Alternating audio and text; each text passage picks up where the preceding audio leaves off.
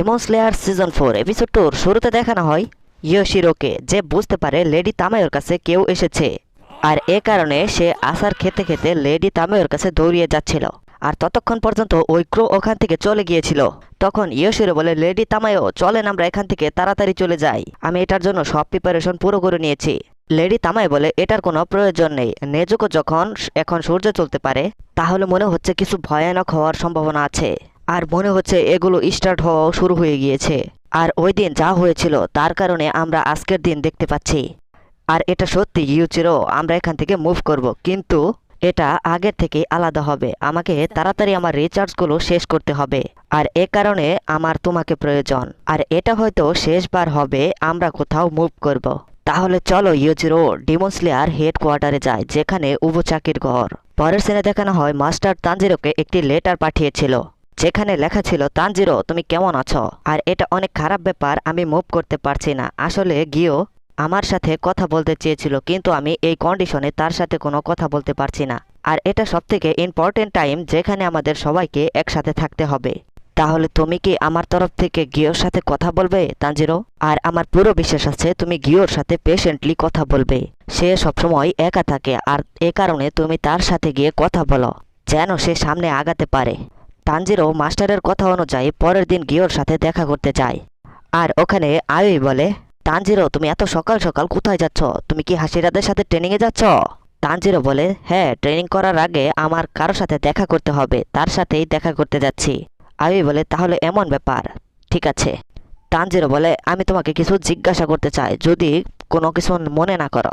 ধরো এক ব্যক্তি একা আছে, কিন্তু আমি তাকে কিভাবে বোঝাবো সে একা নয়? আয়ুই বলে, আমি নিজেই এ ব্যাপারে জানি না। হ্যাঁ, একটা কথা বলো, তুমি কি তাকে চেয়ার করতে যাচ্ছ? যদি আমি ওই রকম হতাম তাহলে আমিও একা থাকতে পছন্দ করতাম। তাহলে তুমি এখন চলে যাবে? তানজিরো হ্যাঁ বলে দেয়। আয়ুই তখন বলে, তাহলে দাঁড়াও, তুমি কি এক পার্সনের সাথে দেখা করতে যাচ্ছ? তানজিরো আবার বলে হ্যাঁ। তখন আয়ুই ঘরের ভেতর চলে যায়, আর কিছুক্ষণ পরে এসে বলে, এটা অনি ইরিস, আর এটা ওই ব্যক্তির সাথে খেয়েও যার সাথে তুমি দেখা করতে যাচ্ছ। তাতে যা কিছু হয়ে যাক না কেন, খাবার খাওয়াটা অনেক বেশি দরকার, আর এই কারণে তোমার মাথা আর বডি সবসময় হেলদি থাকবে। তখন তানজিরো খুশি হয়ে তাকে থ্যাংক ইউ বলে। আর পরের সিনে দেখানো হয় তানজিরো গিওর বাসায় এসে পড়েছে, আর এসে ডাকাডাকি করছে, গিও তুমি কি এখানেই আছো? হে গিও, হ্যালো, এটা আমি তানজিরো। হে গিও, গিও আমি কি ভেতরে আসবো? তাহলে আমি ভেতরে এসে পড়ি। তখন গিও মনে মনে বলে, এ কি বলছে, সে ভেতরে আসবে? না, হয়তো আমি ভুল শুনছি। সে চলে যাওয়ার ব্যাপারে হয়তো কথা বলছে, কিন্তু তখনই দেখানো হয় গিওর ঘরের দরজা খুলে যায়, আর সে তানজিরোকে দেখে শক হয়ে যায়। আর তানজিরো গিওর পাশে বসে সবকিছু বলে দেয়। তাহলে সবকিছুই এমন হয়েছে, সবাই ট্রেনিং করার জন্য চলে গিয়েছে। গিও তখন বলে, হ্যাঁ আমি জানি। তানজিরো তখন বলে, তুমি জানো? এটা তো অনেক ভালো, আমিও 7 দিন পর থেকে ট্রেনিংয়ে যেতে পারবো। আমি কি তাহলে তোমার ট্রেনিংয়ে জয়েন করতে পারি? গিও বলে, না। তানজিরো বলে, কেন? আমি তোমার ভেতর থেকে রাগের স্মেল করতে পারছি, আসলে তুমি কি নিয়ে এত রাগ করছো? গিও তখন বলে, আমি এ কারণে রাগি আছি, তুমি ওয়াটার ব্রিদিংকে মাস্টার করনি তাই, আর তোমাকে ওয়াটার হাসিরা হওয়া উচিত ছিল। তানজিরো তখন বলে, এটার জন্য আমি দুঃখিত, মাস্টার উরুকুডাকির সাথে আমি কথা বলেছি, তখন সে বলেছিল এটা অনেক কমই হয়, কেউ তার ব্রিদিং চেঞ্জ করে নতুন ব্রিদিং ক্রিয়েট করে। আর কেননা ওয়াটার ব্রিদিং বেসিকের অনেক বেশি কাছেই, তাই অনেক আলাদা আলাদা ব্রিদিং টেকনিক ক্রিয়েট হয়েছে। গিও তখন বলে, আমি এটা বলছি না, এই সময় এখানে কোনো ওয়াটার হাসিরা নেই, আর এ কারণে আমি চাই কেউ তাড়াতাড়ি ওয়াটার হাসিরা হয়ে যাক। তানজিরো তখন বলে, এটা তুমি কি বলছো? তুমি তো ওয়াটার হাসিরা। গিও তখন বলে, না আমি ওয়াটার হাসিরা না, তুমি এখান থেকে চলে যাও। আর কোনো কারণে গিয়েও ওখান থেকে যেতে থাকে। তানজিরো তখন মাস্টারের কথা মনে পড়ে, আর যে তাকে নম্রতার সাথে কথা বলতে বলেছিল। আর পরের সিনে দেখানো হয় তানজিরো গিওর পেছন পেছনই চলে যায়, আর তার ঘরের সামনে দাঁড়িয়ে বলে, গিও আমি ওনিগিরিস নিয়ে এসেছি, তুমি কি এটা খেতে চাও? আর লোকেরা বলে, যখন নিজের পেট ঠান্ডা হয়ে যায় তখন রাগও ঠান্ডা হয়ে যায়, আর এ কারণে আমি এটা এখানেই রেখে যাচ্ছি। তখন রাত্রিবেলা গিও তার রুমে আবার ফিরে আসে, আর এসে দেখে তানজিরো ওখানেই শুয়ে আছে। তখন গিও বলে, তুমি চলে এসেছ, আর এটা তো অনেক ভালো ব্যাপার, তুমি ওনিগিরিসগুলো খেয়ে নিয়েছ। আর একথা শুনে গিও আবার ওখান থেকে চলে যেতে থাকে, কিন্তু তানজিরো তার পিছু ছাড়ছিলই না, আর বলে, গিও তুমি কি কোনো মিশনে আছো? তুমি কি এখানে পেট্রোলিং করছো? মনে হচ্ছে অনেক সময় ধরে কোনো ডিমনের দেখা পাওয়া যাচ্ছে না।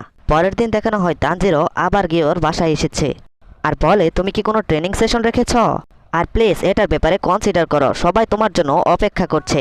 দেখানো হয় তানজিরও নাহানোর সময় খাওয়ার সময় সব সময় তার আশেপাশেই থাকে, দিনরাত তাকে টর্চার করতে থাকে। আর এ কারণে গিয়েও অনেক ডিপ্রেস হয়ে যায়। আর গিয়েও যখন ল্যাবরেটরি থেকে বের হচ্ছিল তখন দেখে তানজিরও ওখানেই বসে রয়েছে, আর তানজিরও তার দিকে তাকিয়ে অনেক খুশি হচ্ছিল। গিয়েও তখন মনে মনে বলে সে কি আমার সাথে সারা জীবনে এরকম পিছু করবে? আমি যদি এর সাথে কথা বলি তাহলে কি আমাকে ভয় পাওয়ানো ছেড়ে দেবে? সত্যি কথা তো এইটা, আমি কখনো ফাইনাল সিলেকশন পাসই করিনি। তখন তানজিরও বলে ফাইনাল সিলেকশন তো ওইটা ছিল যে পাহাড়ে রেস্ট্রিকশন ফ্লাওয়ার ছিল। গিয়েও তখন বলে হ্যাঁ তুমি ঠিকই বলেছ, আর ওই বছর ওইখানে একটি ছেলে এসেছিল আর যার ফ্যামিলিকে আমার ফ্যামিলির মতো ডিমনরা খেয়ে ফেলেছিল। আর ওই ছেলের নাম সাবিত ছিল। আমরা দুজন একসাথেই সিলেকশন এক্সামে পার্টিসিপেট করেছিলাম, কিন্তু আর ওই ছেলের চুল পিচ কালার ছিল। আর আমরা ওই বছর 13 বছর বয়সের ছিলাম, আর এ কারণে আমাদের সাথে তাড়াতাড়ি ফ্রেন্ডশিপ হয়ে যায়। আর আমরা সেম এজের ছিলাম আর একাও ছিলাম। সাবিতও ভালো ছেলে ছিল আর সে জানতো কিভাবে জাস্টিস করতে হয়। আর ওই বছর সিলেকশন এক্সামে সাবিতই একজন ছিল যে মারা গিয়েছিল। সে ওই পুরো পাহাড়ে সব ডিমেনগুলোকে মেরে দিয়েছিল, কিন্তু তাও সে পাশ হতে পারেনি, সবাই পাশ হয়ে গিয়েছিল। আর আমি প্রথম ডিমনের অ্যাটাকেই ইনজোর্ড হয়ে গিয়েছিলাম, আর এ কারণে আমার অবস্থা অনেক খারাপ ছিল। কিন্তু যখন ওই ডিমেনগুলো আমাদের উপর হামলা করেছিল তখন সাবিত আমাদের বাঁচিয়ে নেয়। আর তখন সে কোনো এক ছেলের চিল্লানোর আওয়াজ শুনতে পায়, আর আমাকে অন্য বাচ্চাদের সাথে রেখে সে তাকে বাঁচানোর জন্য যায়। আর তারপর আমার যখন জ্ঞান ফিরেছিল ততক্ষণ পর্যন্ত সিলেকশন এক্সাম শেষ হয়ে যায়, আর আমি কোনো না কোনোভাবে 7 দিন পর্যন্ত ওই জায়গায় জীবিত ছিলাম। আর এ কারণে আমি সিলেকশন এক্সাম পাস করেছি। আর তুমি বলতে পারো আমি সেই মানুষ যে একটি ডিমেনকেও না মেরে ওইখান থেকে পাশ হয়ে গিয়েছি। আর আমি একটি ডিমেনকেও মারতে পারিনি, আর আমাকে অন্য কেউ বাঁচিয়েছে। আর তুমি বলো তাহলে কি আমি পাশ করার যোগ্য? আর এ কারণে আমি ওয়াটার হাসির হওয়ার যোগ্য নয়। আর আমি তো কোনো হাসিরার সাথে কাঁধের সাথে কাঁধ মিলিয়েও চলতে পারি না। আর আমি তার থেকে অনেক বেশি আলাদা। আর আমি সোজা সোজা যদি বলি তাহলে ডিমেন স্লেয়ার কপের ভেতরে আমার কোনো জায়গা নেই। আর তুমি কোনো অন্য হাসিরার কাছে গিয়ে ট্রেনিং নাও, এটাই তোমার জন্য সঠিক হবে। আর তার কারণ ওই মাক আমার উপর কখনোই আসবে না। যদি সাবিত ওখানে থাকতো তার উপর অবশ্যই ওই মাকটা চলে আসতো। আর তুমি আমাকে এরকম জ্বালানো ছেড়ে দাও, আর এ কারণে শুধু তোমার টাইমটাই নষ্ট হচ্ছে। তানজিরা তখন মনে মনে বলে গিয়েও মনে হয় এটাই দোয়া করে যে সে সাবিতর জায়গায় যদি মরতো তাহলে হয়তো অনেক ভালো হতো। হ্যাঁ আমি জানি এই ফিলিংসটা কেমন, যদি তুমি কাউকে অনেক কেয়ার করো আর সে যদি তোমার আগেই মারা যায় তাহলে কেমন লাগে, এটাতে কত বেশি কষ্ট লাগে।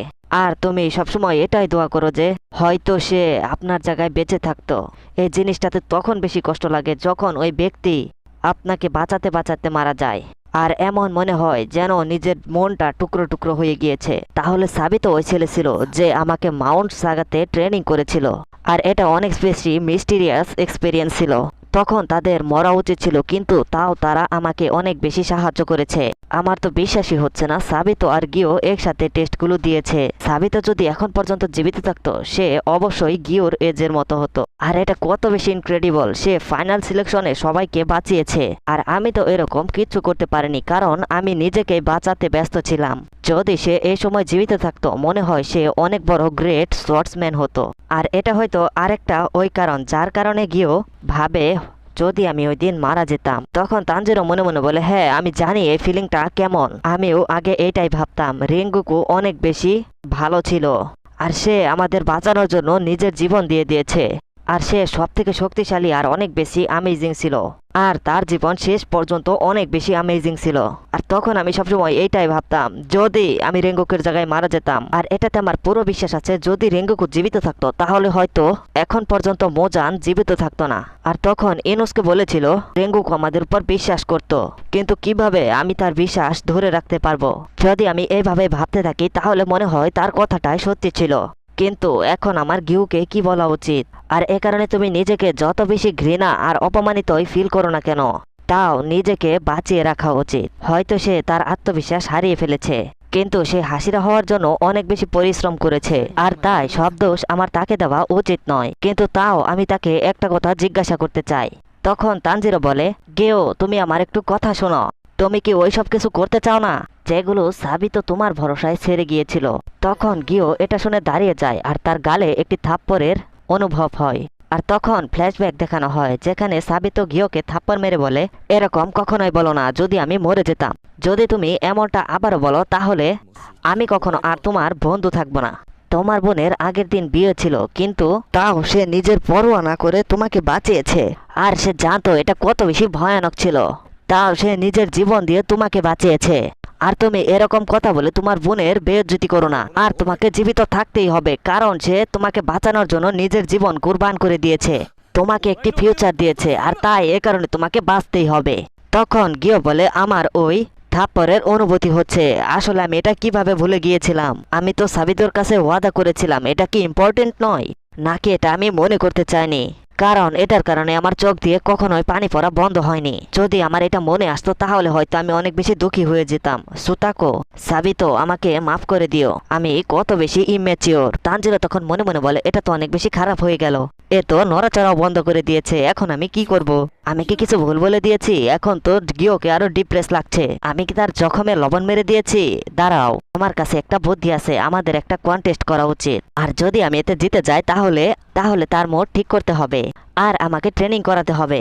কিন্তু আমি তো তাকে লড়াই করার জন্য বলতে পারি না, কারণ এই সময় আমার লড়ার কোনো অনুমতি নেই। আর গিয়েও অনেক বেশি চুপ থাকার মতো মানুষ, তাই ইটিং কন্টেস্টের কথা তো আমাকে তার কাছে জিজ্ঞাসাই করতে হবে না। এটা তো সত্যি কত ভালো আইডিয়া। গিয়েও তখন বলে, তানজিরো, আমি লেট রেসপন্স করার জন্য অনেক বেশি দুঃখিত। আর তখন তানজিরো বলে, গিয়েও, তাহলে আমরা একটা ইটিং কন্টেস্ট রাখি। আর পরের সিনে দেখানো হয় তারা ইটিং কন্টেস্ট করছে। তখন গিয়েও বলে, আমি এখন পর্যন্ত শিনোবুর কাছে ট্রেনিং এর ব্যাপারে কিচ্ছু শুনিনি। সে কি তোমাকে কিছু বলেছে? তখন তানজিরো বলে, তারা তো আমাকেও কিছু বলেনি, আর জানি না কিরকম ট্রেনিং হবে। পরের সিনে দেখানো হয় শিনোবুকে, যে বলছিল, আমাকে চুপ থাকতে হবে, আমাকে চুপ থাকতে হবে। সিস্টার, আমাকে চুপ থাকতে সাহায্য করো। আর যারা ইম্যাচিওর তারাই শুধু নিজের ইমোশনকে কন্ট্রোলে রাখতে পারে না। আর আমরা দেখতে পাই শিনোবু তার ইমোশন কন্ট্রোল করতে পারছে না। তখন দেখানো হয় ওখানে কানাও এসে পড়ে।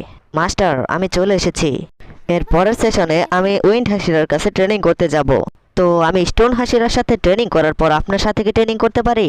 তখন শিনোবু বলে, এবার হয়তো আমি হাসিরা ট্রেনিং এ পার্ট নিতে পারবো না। তখন কানাও বলে, কিন্তু কেন? শিনোবু তখন তাকে তার কাছে ডাকে। কানাও বলে, আমি আপনার সাথে আরো ট্রেনিং করতে চাই মাস্টার। আর এটা শুনে শিনোবু অনেক বেশি খুশি হয়ে যায় আর বলে, তুমি এখন আগের থেকে বেশি নিজেকে এক্সপ্রেস করতে পারছো। কানাও, এটা তো অনেক ভালো কথা, আর মনে হয় সঠিক সময় এসে পড়েছে এটা বলার যে কুন্ডিমেন আমার বোনকে মেরেছে, আর তাকে কিভাবে মারতে হবে সেটাও আমাকে বলতে হবে। আর এপিসোড এখানেই শেষ হয়ে যায়। সো যারা এ পর্যন্ত আমার ভিডিওটিকে দেখেছো তারা অবশ্যই চ্যানেলটিকে সাবস্ক্রাইব করে যেও। আর হয়তো আমার এক্সপ্লেনেশন এত ভালো হচ্ছে না, কিন্তু কিভাবে ভালো করা যায় এই সম্পর্কে তোমরা আমাকে কমেন্টে জানাতে পারো। সো আবার দেখা হবে পরবর্তী ভিডিওতে।